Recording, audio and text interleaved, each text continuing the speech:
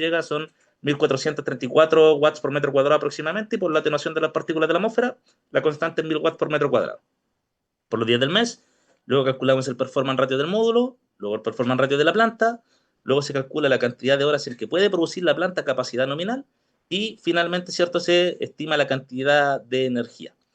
Pero ahí se hizo para todos los meses. Entonces, no es incidente el audio en eso, pero de todas maneras yo voy a verificar el archivo, ¿ya? Pero ahora tienen el acceso liberado a la carpeta como tal, así que van a poder descargar los archivos sin inconveniente. Ya. Entonces, ahora sí, vamos al tema de las fechas y vamos a dejar todo establecido. Ok, para el fecha de certamen 19 de julio se conserva. Vamos a definir entonces que el día sábado no vamos a tener clases. eh, Sábado 28 de junio, sin clases de eficiencia energética. De todas maneras, pueden dejarme de correo alguna cosa por el estilo. La idea es dejarlos libres para que puedan avanzar sin inconveniente. Pueden enviar correos. A todo esto, hubo un grupo que me envió un correo que yo no lo vi porque me lo mandaron un día domingo. Entonces se me traspapeló cuando fue día lunes, porque generalmente no tiendo a revisar los correos del día domingo. Aunque siempre que me envían un correo lo dejan programado para que me llegue el lunes a las 8 de la mañana. ¿Ok? Y después me lo enviaron posteriormente y obviamente me tomó un poco más de tiempo revisarlo. Esto producto de que revisar el plano toma más tiempo. ¿Ya? Y para eso eran las condiciones en clase. Ok, entonces, sábado 28 de junio, sin clase de eficiencia energética, se pueden enviar correos sin inconvenientes. La fecha del certamen se conserva para el 19 de julio y la fecha de entrega proyecto 1 y desarrollo de presentación, vamos a hacer una modificación, ¿cierto? Y esta quedaría para el día 12 de julio. 12 de julio. 12 de julio hasta las 23:59. Por lo cual, la presentación tiene que ser enviada, estimados, el día 11 de julio, ¿cierto? 11 de julio para llegar con todas las presentaciones listas y llegar y presentar y no hay que cambiar PC ni nada. Hasta las 23:59 horas. Recuerden que si no envían la presentación hasta esa fecha y esa hora, hay un 1 en la parte de la presentación que equivale a aproximadamente a un 30%. ¿Ya? Y es sin pero. Entonces, no esperen hasta las 23:59 para enviármela. Y obviamente al día siguiente, si llegan con modificaciones, no pueden ocupar ese archivo. Tiene que ser el que se me envía hasta esa fecha. Y el proyecto me lo envían el día de la presentación, pero van a tener hasta la noche. ¿Cuál es el fin de esto? Ustedes saben que a mí me interesa que les vaya bien. Ese es mi mayor afán, que les vaya bien en todo. Por lo cual, ustedes me van a hacer la presentación y yo ahí les voy a dar el feedback. Entonces, si es necesario mejorar algo, van a tener la tarde para poder mejorarlo y enviármelo. Y así, obviamente, apuntar hacia una mejor calificación. ¿Ok? ¿Estamos ok con las fechas?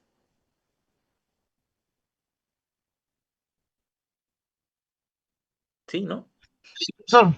Sí, Sí, profesor. Ya, perfecto. Como le dije, no tengo inconveniente. Vamos a definir también el estilo del proyecto 1. El proyecto 1, yo les voy a dejar subido el proyecto el 14 y van a tener hasta el 26. El proyecto es para desarrollarlo en una semana. Les voy a dar dos. Dígame. ¿Había una consulta? Pensé que había escuchado. No, Ya. es que dijo Entonces, proyecto uno. ya. Entonces, fecha, proyecto 2 se libera se va a liberar el 14 de julio. Se libera el 14 de julio y el plazo de entrega y presentación, porque también me lo tienen que presentar. Y presentación va a ser el 26 de julio. Y esa sí que es impostergable. ¿Por qué es impostergable, muchachos? Porque el 2 se cierran las clases y las evaluaciones. Ahora, como le mencioné, a mí me queda una clase más por darle solamente, una o dos clases. Y esto es producto de que yo siempre considero en el plan académico 2 semanas aproximadamente o 3 de clases, por así decirlo. La anticipo. ¿Por qué? Por el tema de las tomas, de los paros. Ustedes ya han pasado por eso, ¿cierto? Y en ocasiones, puta, hay que arrastrar el semestre, se extiende, muchas veces se acota, hay que terminar con lo que hay. Entonces siempre ahora comprimí el contenido para que quedaran 2 o 3 semanas libres en caso de que existiera paro. Por eso estamos con una clase más que nada que no está quedando prácticamente, 1 o 2 clases. ¿Ok? Entonces, con eso quedarían establecidas las fechas. Tips importantes. Tips importantes para que no tengan descuentos eh, grandes, por así decirlo, en el proyecto.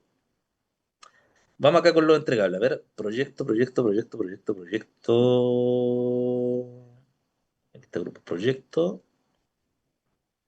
Fechas. Ya, vamos a generar un módulo con respecto a los entregables. ¿Ya? Juraba que lo tenía hecho aquí. Foro, para que no quede ninguna duda. Entregables. Ya. El primer punto. El proyecto en PBSYST tiene que estar entregado, ¿cierto? Básicamente el archivo del proyecto e informe de PBSYST.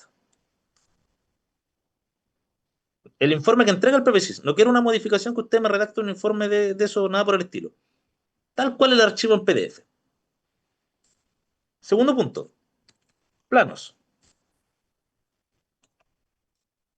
¿Qué tienen que contener estos planos? Bueno, lo primero es cierto que tienen que ir el archivo de WG y láminas en PDF. ¿Qué es lo importante? Lo primero, viñeta tipo SEC. Lo cual yo asumo que ustedes conocen, ¿cierto? Que está en el pliego técnico de presentación de proyectos. La mayoría está en proyecto eléctrico. Se supone que eso deberían manejarlo sin problema. Recordar que el tamaño de la hoja de la viñeta tiene que ser A1 o A0, cualquiera de los dos. Vamos a dejarlo así, A1 o A0. Profe, ¿Qué es lo consulta. importante? Dígame, dígame, eh, Cristian. lo que pasa es que el formato A0, al imprimirlo, o sea, pasarlo a PDF, no sé, por los detalles se van a ver como muy pequeños, como casi ilegibles. No necesariamente, porque depende de la escala que usted ponga cuando ponga la ventana. No, ¿a qué voy yo? No tienen que cometer el siguiente error. Les explico. Denme un segundo para conectar el cargador del computador. Denme un segundo. Muchas veces se comete el error de dibujar sobre el modelo la viñeta y no sobre el layout. Y ese es un gran inconveniente, porque es una limitante para ustedes el hacer eso. Cambia toda la escala del dibujo. Ahora van a entender a qué es lo que voy.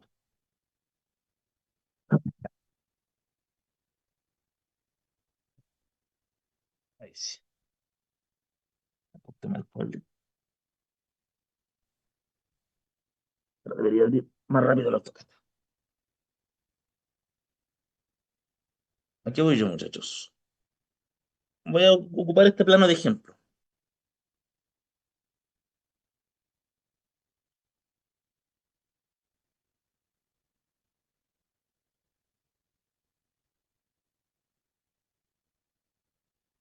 Esperemos que ahora, ahí sí. Ustedes en el modelo, acá en la pestaña de modelo, tienen que dibujar la planta. Y la planta dibujada en metros. ¿Ya? Porque es un plano de exterior, no es un plano de arquitectura de interior. Por lo cual tiene que estar dibujado en metros. ¿Ok? Entonces, ¿cuál es el error que a veces se comete? Que acá mismo dibujan la viñeta tipo SEC. Y eso no hay que hacerlo. Uno dibuja la viñeta tipo SEC aquí en la presentación, en el layout. Podemos que cargue un poco, está un poquito lento esto. Aquí. Aquí es donde se carga o se dibuja la viñeta tipo SEC. Entonces acá ustedes lo que hacen es escalar las ventanas y especifican la escala que van a utilizar. Entonces con eso no deberían tener inconvenientes con respecto al tamaño. No obstante, Como mencioné también en su momento, el plano de planta puede que tenga una gran envergadura, por lo cual no necesariamente se van a ver bien las cotas de los detalles específicos. Y por eso era importante que pudieran, por ejemplo, cosa que no hicieron estos muchachos acá, adicionar, por ejemplo, secciones de la planta en otra ventana. Aquí voy yo, por ejemplo. Yo puedo seleccionar la ventana de acá. Esta ventana está bloqueada, si no me equivoco. Parece que le tienen la capa apagada. Pareciera que fuese esta, a ver. Sí, esta es. Entonces acá los muchachos tienen las ventanas. Vamos a bloquearla. Ahí sí. Entonces, por ejemplo, yo puedo tomar esta ventana, la copio acá, la voy a copiar por acá, por ejemplo. Voy a pegar por acá. Le voy a achicar un poco el tamaño, por ejemplo, por ahí. La voy a desplazar. Y supongamos hipotéticamente que yo aquí quiero ver una zona con zoom del sector. Entonces, ¿qué voy a hacer yo? Ah, bueno, primero desbloquear esto. Ahí. Entonces yo me voy a achicar. Y después, por ejemplo, voy a modificar. Voy a acercarme por acá. Es bueno, un poco más complejo si no tengo el mouse a mano. Pero a lo que voy es que yo después a esta ventana. ¿Dónde se me fue el mouse? Aquí está. Ahí. Entonces, por ejemplo, yo quisiera acercar esta zona. Entonces a esta zona yo le aumento la escala, ¿ven? Le voy variando la escala acá. Y de esa manera voy mostrando los detalles que para mí son relevantes dentro del plano de planta. El plano de planta tiene que estar, pero además otras ventanitas que me muestren diferentes secciones. Esto está en las clases que yo dejé grabadas de AutoCAD. ¿Ok? Entonces con eso no deberían tener inconvenientes por el tamaño de la hoja. No sé si quedó clara la respuesta a la consulta.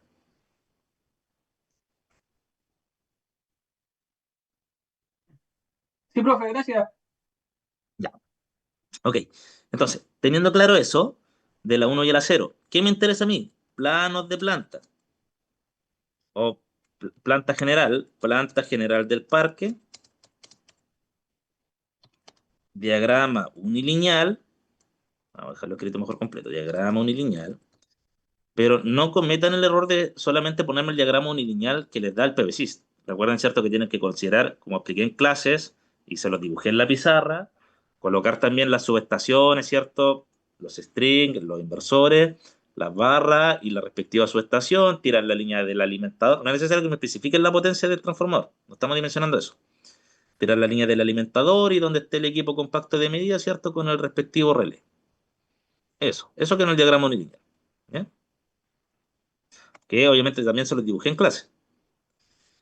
Diagrama unilineal, obviamente tiene que estar la simbología por cada lámina, cuadros de carga, también le expliqué cómo hacer el cuadro de carga en clase, cuadro de carga, eh, y si adicionaban detalles o cortes, eso sumaba puntos extra. ¿Ya? Eso con respecto a los planos. ¿Qué más?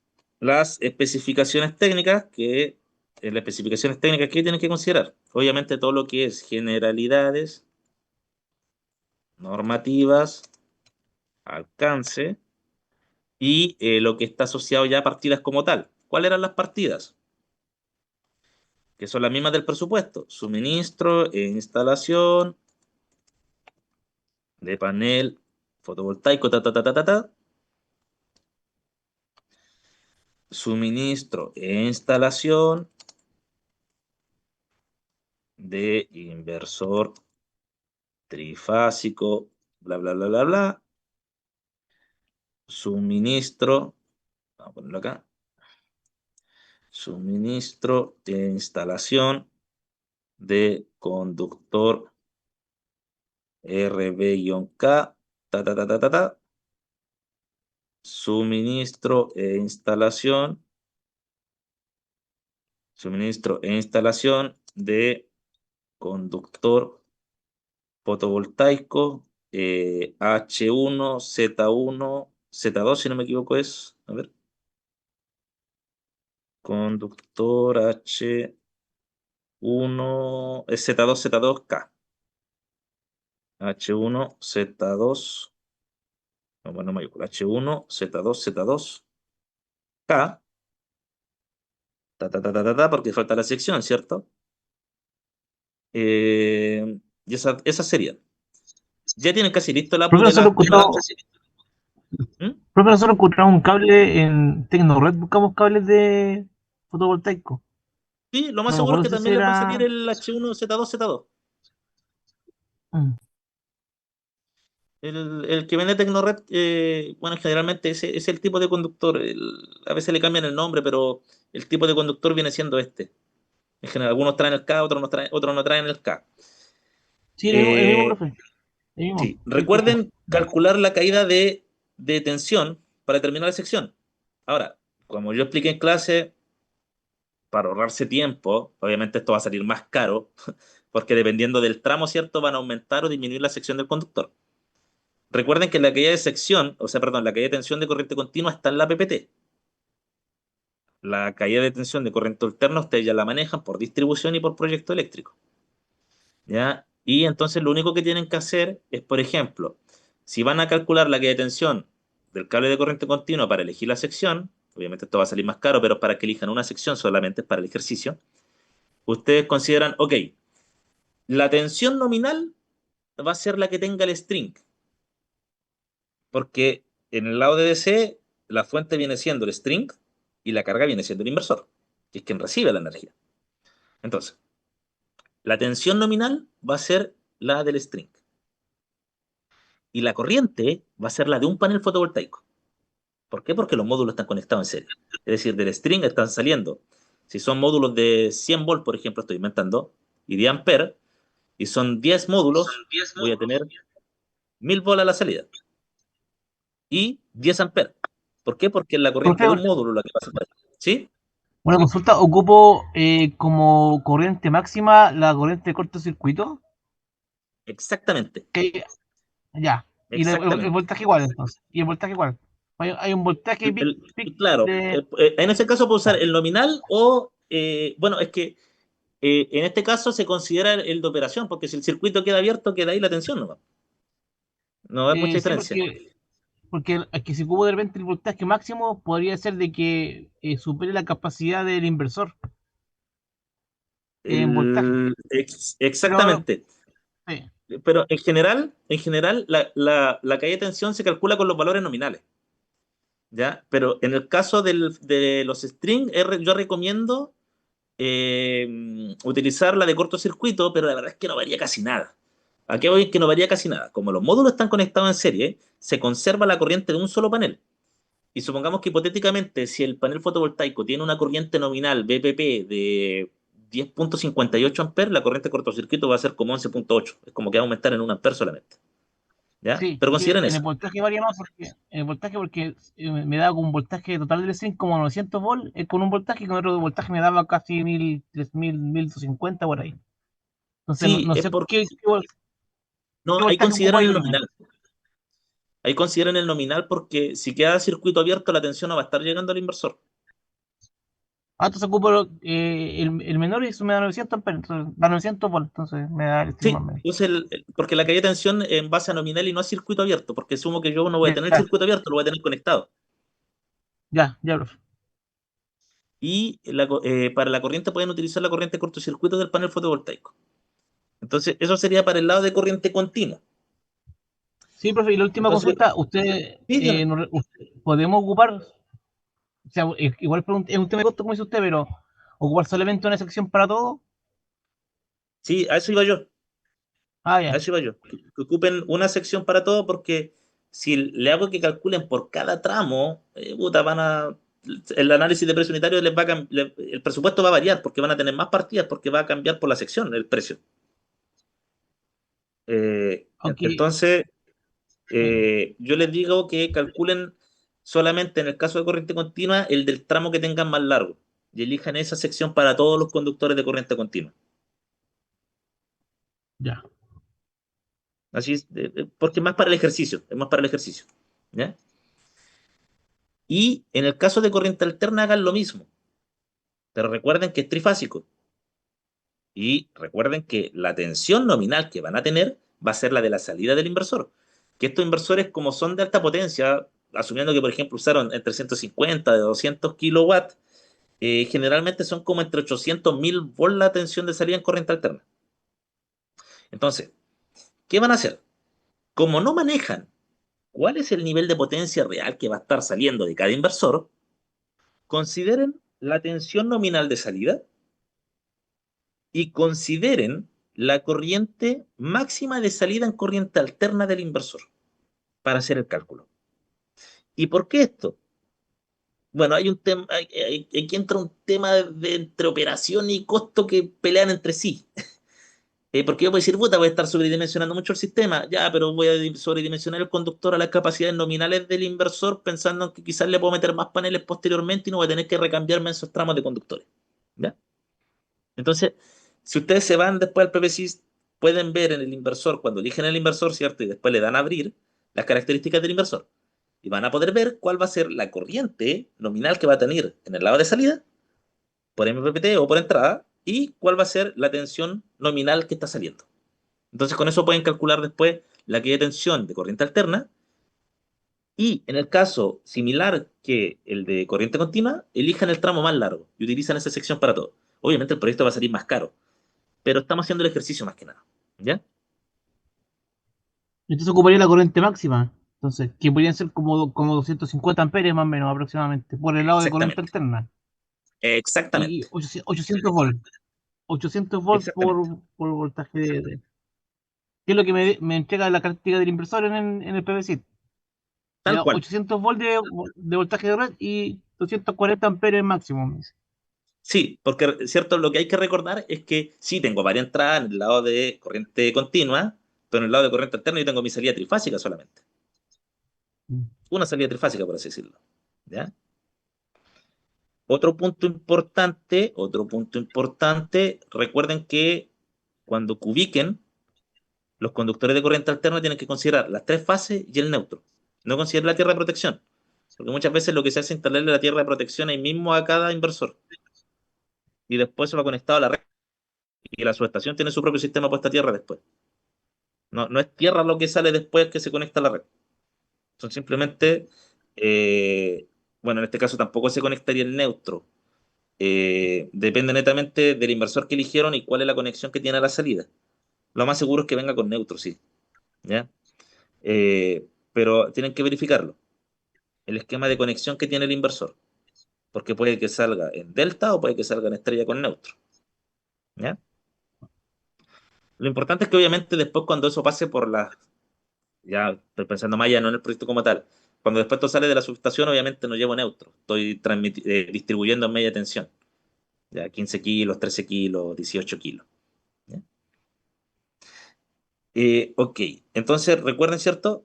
El tramo más largo, consideren ese para calcular la caída de tensión y la sección del conductor. Respecto a, para buscar, porque ¿cuáles son los análisis de presión unitario que ustedes tienen que buscar y hacer? Son estos dos, los de conductores. Se puede buscar en el ONDAC. El ONDAC es un libro de análisis de presión unitario, donde pueden encontrar, por ejemplo, análisis de presión unitario de conductores y lo pueden tomar de referencia. ¿Por qué? Porque la versión que hay disponible del libro es del año 2016. No he encontrado yo al menos una versión más actualizada. Entonces lo pueden tomar como referencia, y ustedes actualizarle los precios posteriormente. ¿Ya? Es decir, hay disponible en la red de análisis de precio unitario de esto. Ok. Luego tendríamos el presupuesto y el presupuesto tiene que considerar las partidas técnicas de las especificaciones, es decir, todas las que son suministro e instalación, y estar con el mismo correlativo. Y adicionar el APU de cada partida. ¿Qué más tiene que tener? Al final, gastos generales, utilidad, IVA y presupuesto total. ¿Ya? Entonces, esos son los entregables que tienen que tener cuando me entreguen el proyecto como tal. ¿Ya? No sé si hay duda, muchachos.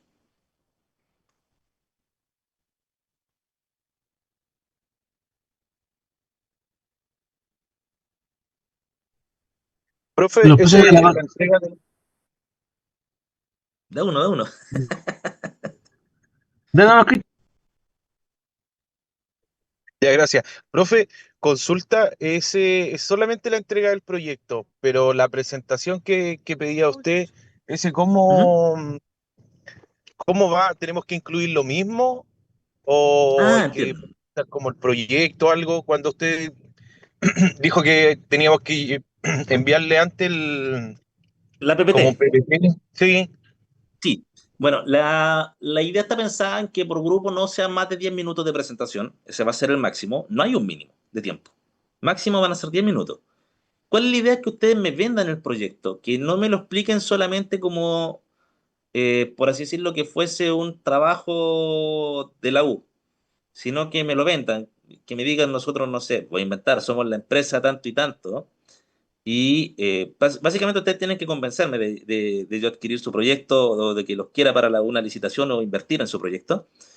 Y me tienen que, por ejemplo, ¿qué presentarme? El sector que eligieron, decirme, este sector es ideal por tantos niveles de irradiación, los bajos niveles de temperatura que podrían conllevar a un buen rendimiento, etcétera, etcétera, etcétera.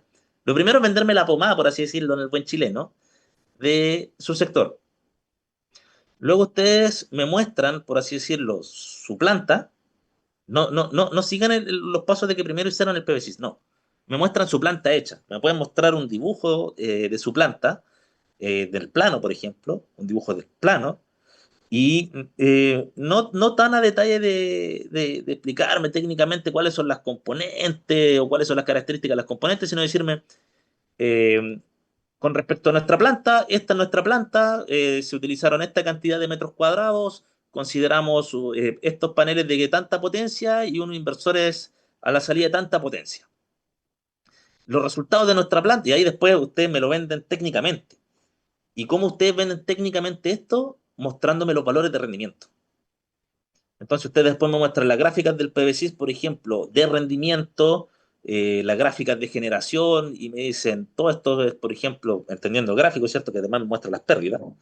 Me dicen, esto es la cantidad que nosotros entregaríamos, inyectaríamos a la red de distribución, y este sería el rendimiento que es mayor al rendimiento promedio, que estamos dentro de un buen rendimiento con respecto quizá a otros parques. Y luego ustedes me tienen que finalmente darme el palo, valorizármelo. Entonces ahí después ustedes me muestran el presupuesto. Y me dicen, respecto a las obras del presupuesto, esta tendrían un valor de tanto y tanto y tanto. Y finalmente concluirme de por qué yo debería adquirir su proyecto. Esa es la temática. No quiero que me muestren tan al detalle de no, y utilizamos tal conductor y que este inversor tiene tanto MPPT. No, ustedes me dicen, utilizamos paneles fotovoltaicos de tanta potencia del fabricante Trina Solar, que tiene, por así decirlo, dentro de los mejores valoraciones de técnicas dentro del mercado nacional disponible, y los inversores Huawei, que tienen la mayor cantidad instalada de inversores dentro de los parques fotovoltaicos, por lo cual tenemos un buen rendimiento en el sistema. Ese tipo de comentarios, ¿ya? Y son de X potencia lo más, X potencia lo más. Porque la idea es que me lo vendan. Y después darme el palo con el presupuesto. Y decirme, si ahora bien el presupuesto son esta cantidad de millones, con la cantidad de energía que se está inyectando, se podría recuperar en X cantidad de años. Obviamente no me van a hacer esa evaluación. Pero la idea es que me vendan la pomada con eso. ¿Ya? Ese es el fin. Y eso quiero en la conclusión. El que me convenzan de por qué su proyecto es bueno. ¿Ok? Esa es la presentación. Yo sería el mandante. Voy a llegar con smoking, con sombrero de copa y un monóculo. Sí, en este caso yo vendría siendo como el mandante, o más que el mandante, vendría siendo como el inversionista, por así decirlo, porque el mandante es cuando yo ya tengo el sector listo. Y aquí yo voy más como inversionista a elegir el proyecto y el sector donde voy a invertir el dinero para que se construya el proyecto. ¿Ya? Eso vendría siendo. Obviamente, cuando se hacen estas cosas, a veces hay que mostrar un flujo de caja, mostrar un poco el van, el TIR, porque hay que ver cuándo vamos a recuperar la inversión, pero no es la idea de esto. ¿Ya? No es la idea de esto. Aquí somos más al callo, más precisos de cuánto vamos a gastar realmente. ¿Ya? Más dudas, muchachos. Profesor, mire, nosotros también nos dimos cuenta de que, por ejemplo, elegimos un inversor en el PBC, pero está, entre comillas, un poco descontinuado el inversor para encontrar precios. Ha Ah, sido, podemos encontrar precios, pero ujú. así como por Mercado Libre, por decirlo así, no así como una página directamente De proveedor. de proveedor, porque está descontinuado el panel. Para el inversor no fue Ah, tanto el problema, panel. pero sí, pero para el No, panel, el inversor de la serie SAN generalmente eso están vigente. ¿Qué puede pasar? Que claro, con los paneles fotovoltaicos, que puede que alguno esté descontinuado. Entonces, ¿qué le recomiendo yo? Si no está disponible, busque uno de similares características solamente, uno de la misma potencia y que sea de la misma tecnología. Que sea monocristalino sí, y con la misma potencia, de otro fabricante, porque al final de cuentas lo que va a hacer es tomar el precio de referencia. sí, no sé si te nosotros evaluamos uno que está como en 250 lucas por ahí Ujú. un panel, uno solo, Ya. y el inversor, el puro inversor salía como 10 palos, sí. No sé si estará Sí, si el bien. inversor es caro, si es 150 kilowatts, 200 kilowatts, va a rondar entre los 4 millones y los 8 millones aproximadamente. Sí, ¿Qué es lo nosotros elegimos uno de importante? 275. Ya. Ah, por eso. Tiene que ser unos 10 millones, 11 millones. Sí, ya. Eh, no, sí está bien. ¿Qué es lo importante? Dos cosas. La primera, si la página que están viendo es internacional, el valor que está sacando de ahí, póngalo tal cual. ¿Por qué? Porque eso viene sin IVA. Viene sin IVA. Pero ¿qué tiene que hacer? Inflarlo un poco, inflarlo un 6%. ¿Por qué? Por la aduana. Un 5% aproximadamente, 5 o 6%. Porque cuando ingresa a aduana, se tiene que pagar el aduanazo de eso. ¿Ya? Y el IVA obviamente usted lo considera al final del presupuesto. Si está viéndolo en una página nacional, no tiene que considerar la aduana, pero sí tiene que fijarse si es que el valor que le están dando es con o sin IVA. Si el valor tiene el IVA incluido, usted tiene que sacarle el IVA, restárselo. ¿Por qué? Porque el IVA usted lo adiciona al final. Si usted lo considera con IVA al tiro, el presupuesto se le va a disparar aún mucho más por la cantidad de paneles estratosférica bueno, no estratosférica, que es lo normal para un parque de esa envergadura, que podrían ser, por ejemplo, unos 10.000 paneles. Ya. Ah, profe, ahora, y me acordé de otra duda que se nos presentó. Consúltame. Usted mandó un archivo tipo APU de cuando uno, como pasé la referencia. Teníamos dudas Sí. con respecto al tema de leyes sociales que usted puso ahí, ¿Ya? pero salía un 41%, si no me equivoco. Sí. Eh, ¿Por qué 41%? Como que no logramos llegar al número de 41% viendo que... ¿A qué se refiere eso? Por favor. Ah, ok. Eh, bueno, con respecto a leyes sociales, se refiere a todo lo que tiene que ver, no solamente con salud, AFP, imposiciones, tiene que ver con los propios seguros que se tienen que gastar como tal en caso de algún incidente para la persona, por así decirlo, que está trabajando. Generalmente se consideran dos valores. En algunos proyectos que yo he trabajado, consideran un veintitanto por ciento, y en otros proyectos que yo he trabajado se consideran como un 41%. Y esos valores en general lo establecen, no me acuerdo si eran las personas de recursos humanos o lo establecen las personas de seguridad como tal, pero es porque Ya, consideran todo lo que tenga que ver con los seguros, pago de imposiciones, pago de mutualidad y que conllevan, por así decirlo, a ese estándar. Y por eso es un porcentaje y no un valor en específico.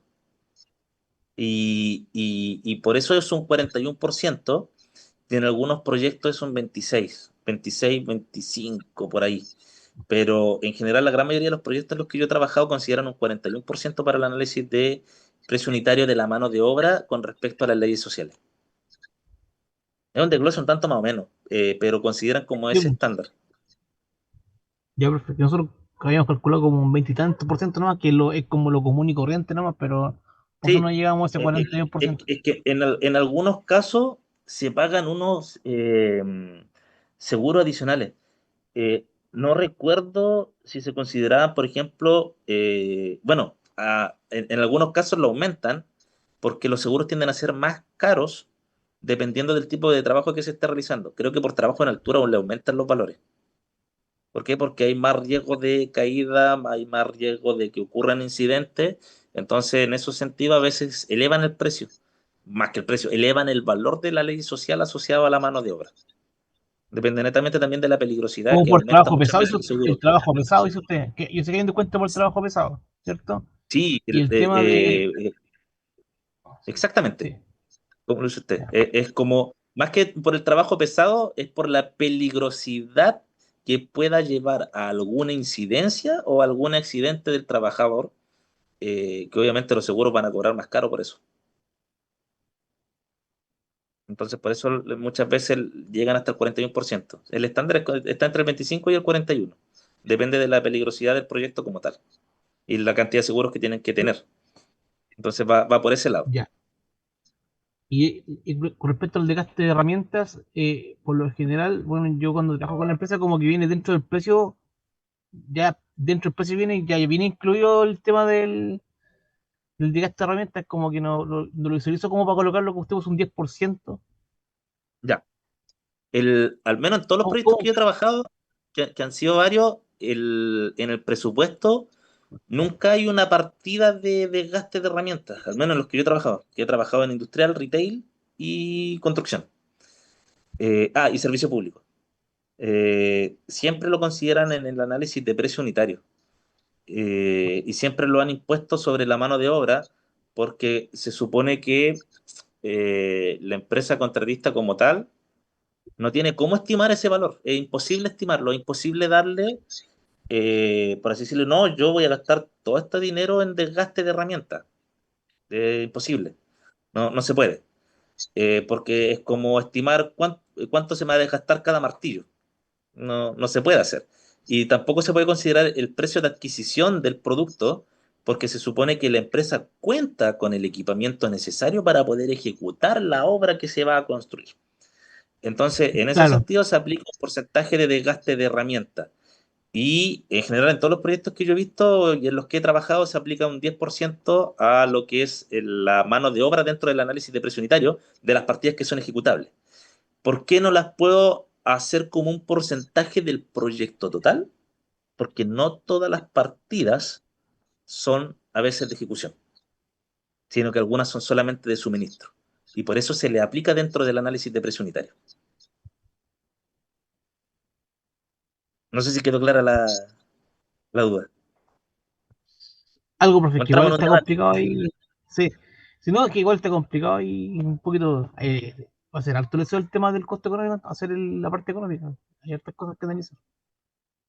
O sea, no es tanto porque al final de cuentas tienen que multiplicar por 0,1 el valor de la mano de obra solamente. Mm. Y ahí tendrían el valor del gasto de herramientas. Ya, y el tiempo de ejecución, consideraron que usted tiene ahí puesto 0,45 por, por panel. Sí, en ese caso sí. Consideren eso. Obviamente, como mencioné en clase, eso es considerando ciertas características. El tiempo puede variar dependiendo del proyecto. Por ejemplo, yo aquí estoy considerando quizá una instalación fija, donde es más sencillo. Quizás podría tomar menos del 0,45%, menos del 45% de una hora.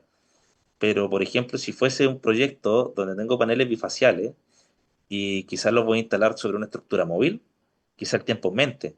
Si los voy a instalar sobre un tejado o sobre quizás la techumbre de una industria, el tiempo también puede aumentar. Entonces, para este caso es más una referencia, porque como mencioné en clase, en cada proyecto van a cambiar los tiempos asociados de instalación de algo. porque depende de dónde lo estoy instalando, el sector donde lo estoy instalando, voy a estar bajo techo, voy a estar sobre el techo, voy a hacerlo a piso, voy a instalarlo sobre una estructura móvil. Entonces, todas esas condiciones van a hacer que el tiempo de ejecución cambie, por personal incluso. Por eso ahora es como apliquemos como esta especie de estándar, por así decirlo, pensando en que es una estructura fija. Profe, incluso variaría el lugar donde va a instalar, porque podría perder tiempo por clima, pensando a los que les tocó Sí. más al sur. Ah, no, no, no, pero ahí hay un tema diferente. ¿Por qué? Porque yo lo considero ese tiempo pensando que es el tiempo que me demoro en instalarlo, por así decirlo, bajo las condiciones normales de instalación. Cuando ocurren esos problemas de lluvia y que no puedo instalar el sistema, lo que se hace, y eso lo voy a explicar después en clase, lo que se hace es un aumento de hora. Se pide un aumento de plazo de hora, por así decirlo. Cuando ya está llegando casi el final de la partida y se ve que todavía falta, lo que se hace es solicitar al mandante que dé un aumento de plazo en días para no incurrir en multas a la empresa constructora, y ahí se envía una carta con justificaciones. Tal día llovió y por lo cual no se pudo instalar el módulo y se necesitaba que no lloviera para poder instalarlo, por ejemplo. Y ahí se ve si se van dando esos días o no. Cuando yo hago el análisis de precio unitario, considero que estoy en las condiciones o que estoy preparando las condiciones ideales para hacerlo. Voy a inventar algo súper ilógico, súper ilógico. Estoy instalando el panel y sé que va a llover. Me pongo un toldo, por así decirlo. Estoy inventando algo ilógico.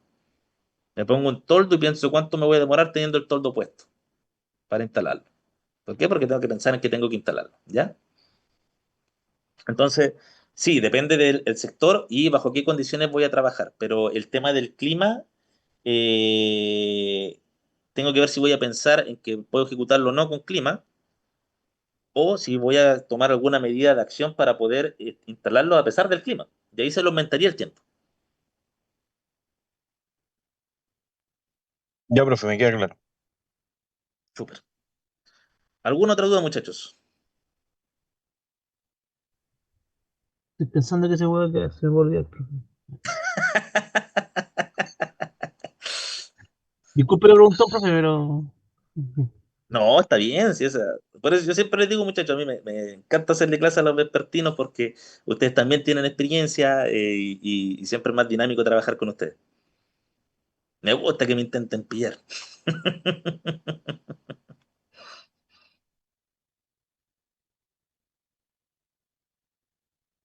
Bueno, de todas maneras, muchachos, yo quedo atento al correo por si las dudas. Como mencioné, hubo un correo que me demoró un tanto más en contestarlo porque había que fue una solicitud un poco más extra, que era revisar en detalle algo. Y eso me tomó un poco más de tiempo con respecto a mis otras actividades que también tengo que desarrollar. Se entenderá, ¿cierto? Que aparte de profesor también trabajo como ingeniero y hay que ahí hacer el plus entre el match entre ambas actividades.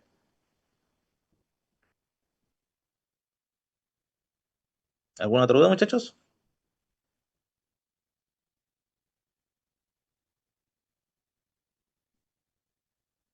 Por mi parte, no, profe.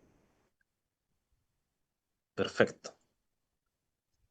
Profe, la orientación de los paneles solares, nosotros la hicimos netamente porque vimos los planos de cómo están, para dónde están instalados los paneles solares en la misma zona, pero ¿cómo uno llega a esa conclusión de para dónde tiene que montar el panel solar más que la inclinación? Pero ¿cómo uno llega a esa conclusión de cuál tienen que apuntar para el norte, para el sur, para el este? ¿No? Ya. Bueno, eso lo mencioné en clase. Es producto netamente de que nosotros, nuestro planeta, ¿cierto?, que gira alrededor del Sol, si ahora bien gira con un eje de depreciación de 23 grados, es decir, todos sabemos que la Tierra gira sobre su propio eje, ¿cierto? Pero no es tan así. Gira con una desviación de 23 grados. Pero digamos que eso es inherente. El tema es que, por la forma y el sistema de traslación y rotación con respecto al Sol, la mayor cantidad de radiación va a estar siempre hacia el meridiano, es decir, hacia el ecuador. Por lo cual, si yo estoy en el polo norte, voy a apuntar con mis paneles hacia el sur. Y si estoy en el polo sur, voy a apuntar con mis paneles directamente hacia el norte. Siempre hacia el norte. Ojalá con un azimut de cero. ¿Cuándo no voy a tener un azimut de cero? Y ahí dicen, profe, ¿para qué sale lo del azimut si siempre es cero? Es porque no necesariamente es cero. Porque, por ejemplo, si estoy instalando los paneles fotovoltaicos, supongamos que tengo una empresa gigante, Arauco. Y Arauco quiere instalar en todas sus bodegas paneles fotovoltaicos y el techo le da la capacidad. Pero el tema es que no le da la capacidad para instalar estructura que me sirva para instalar los paneles fotovoltaicos hacia el norte. Entonces ahí estoy un poco sonado. Entonces lo que tengo que hacer es instalar quizá en la cara del techo que pueda aprovechar más hacia el sol, es decir, la que apunte más hacia el norte, por así decirlo. De ahí el grado de azimut va a cambiar. ¿Por qué? Porque está cambiando hacia dónde está apuntando el panel fotovoltaico con respecto al eje horizontal de giro de la Tierra. ¿Ya? Pero en general lo ideal es siempre apuntarlo hacia el norte, totalmente hacia el norte. ¿Por qué? Si es un sistema fijo, obviamente nunca voy a aprovechar toda la hora del sol. Nunca voy a poder aprovecharlo. En su magnitud completa, en su valor absoluto, por así decirlo. Pero sí lo voy a aprovechar más en el pic. Lo voy a aprovechar en el amanecer, lo voy a aprovechar en el atardecer, quizás con menor porcentaje, pero sí lo voy a aprovechar en el punto máximo, que es cuando está parado en el sol en el norte arriba, donde tiene la mayor altura solar y me va a llegar la irradiación más directa con respecto, ¿cierto?, a la latitud que yo tengo inclinado al panel fotovoltaico. Por eso en el polo sur siempre tenemos que apuntarlo hacia el norte, sí o sí, porque ahí es donde tengo la mayor radiación, por ahí está pasando el sol. Por ejemplo, si nosotros miramos hacia que estamos parados aquí en Conce, nosotros vamos a ver que siempre el sol va a estar hacia el norte. Es por eso. Porque respecto a nuestro eje de rotación y la forma de nuestro planeta y el movimiento de depreciación como tal que tiene, hace que la mayor radiación, ¿cierto? La mayor cercanía esté en el norte, perdón, en el Ecuador. Entonces, si nosotros estamos hacia el sur, para llegar al Ecuador tenemos que apuntar hacia el norte. Es por eso.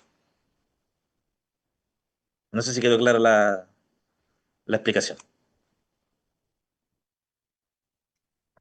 Sí, profesor. Ya, muchachos. ¿Alguna otra duda?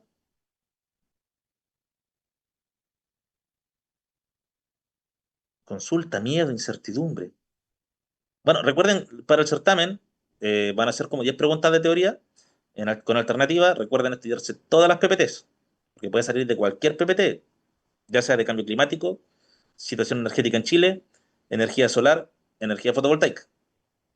Y van a entrar 4 ejercicios. Ya vieron a través de la guía que los ejercicios son súper cortos. Entran 2 de energía eólica y 2 de sistema fotovoltaico. Eso es lo que va a entrar.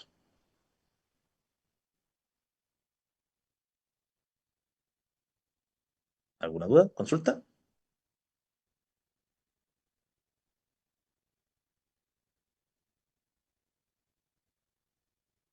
Ya, estimados. Como no veo más dudas, vamos a cerrar la clase el día de hoy.